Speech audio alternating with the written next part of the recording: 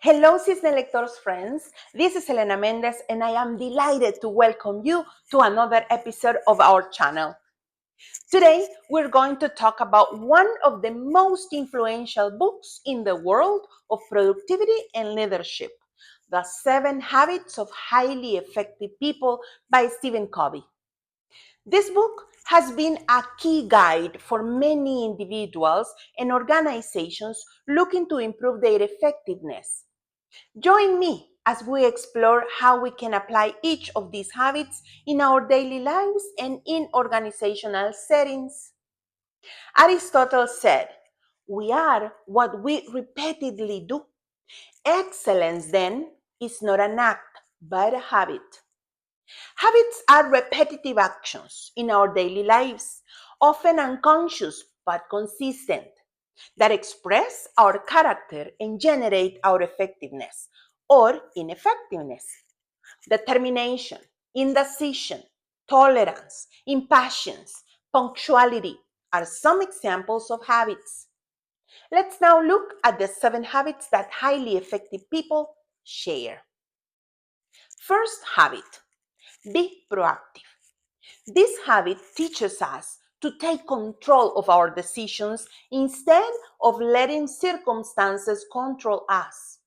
For example, at work, if you notice a project is falling behind, instead of waiting for others to resolve it, you could take the initiative to reorganize tasks and improve the workflow. By doing so, you've chosen to take control of the situation instead of letting circumstances dictate the outcome. Another example is when you receive criticism from a superior. Instead of reacting negatively, you can evaluate how to use that feedback to improve and grow. By doing so, you've chosen to use the situation to grow rather than allowing your emotions to control you. First habit in summary, the habit of proactivity translates to the habit of personal responsibility. By developing and practicing it, we achieve inner freedom. Second habit, begin with the end in mind. This habit invites us to visualize the final result before starting any task or project. An example is when you are planning a new project in your company.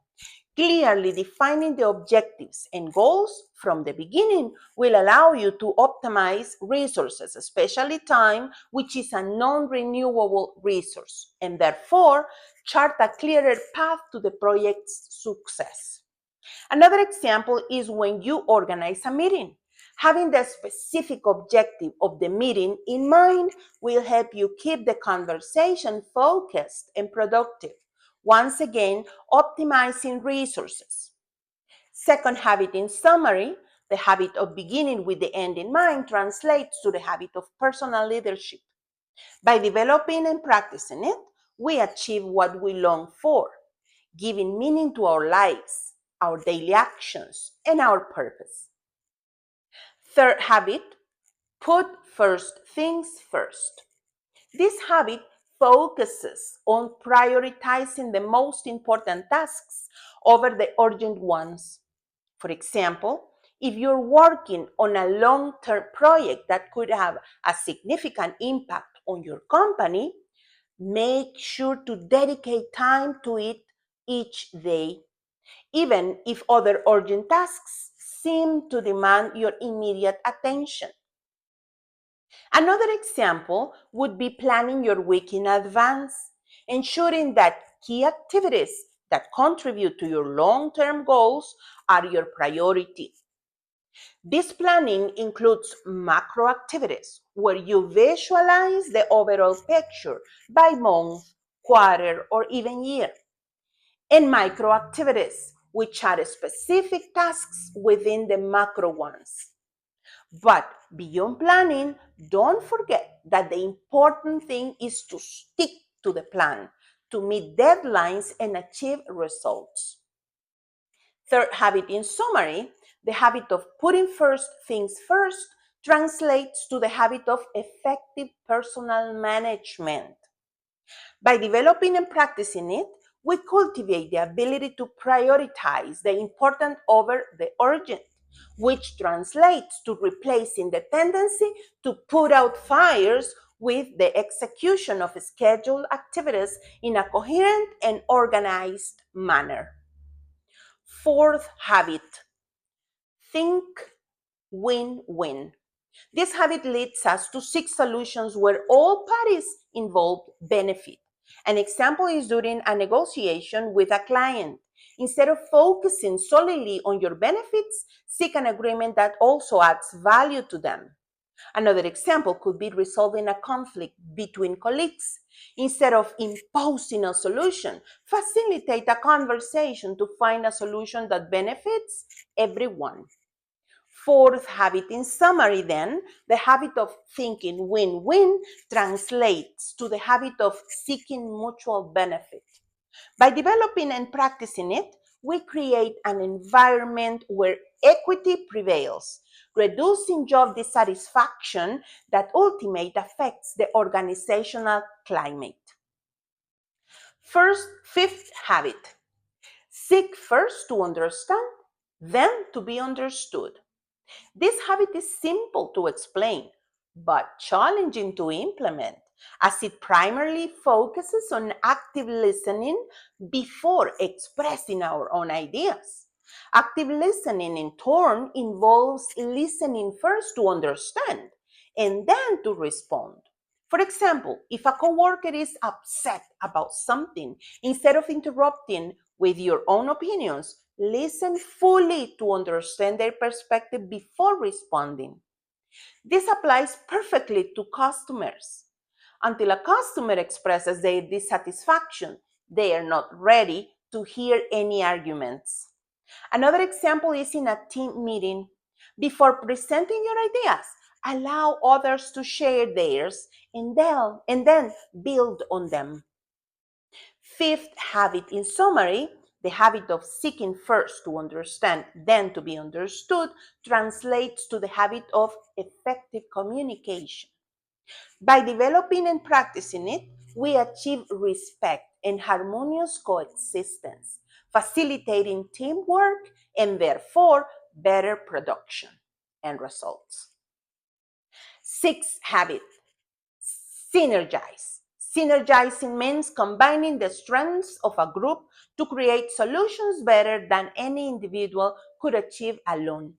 An example would be in a team project where different members contribute their unique skills. By working together, they can create a more innovative and effective solution. Another example is collaborating with other departments in the same company. The diversity of perspectives can lead to more creative and successful results. This reminds us that within a company, we are all pieces of a puzzle.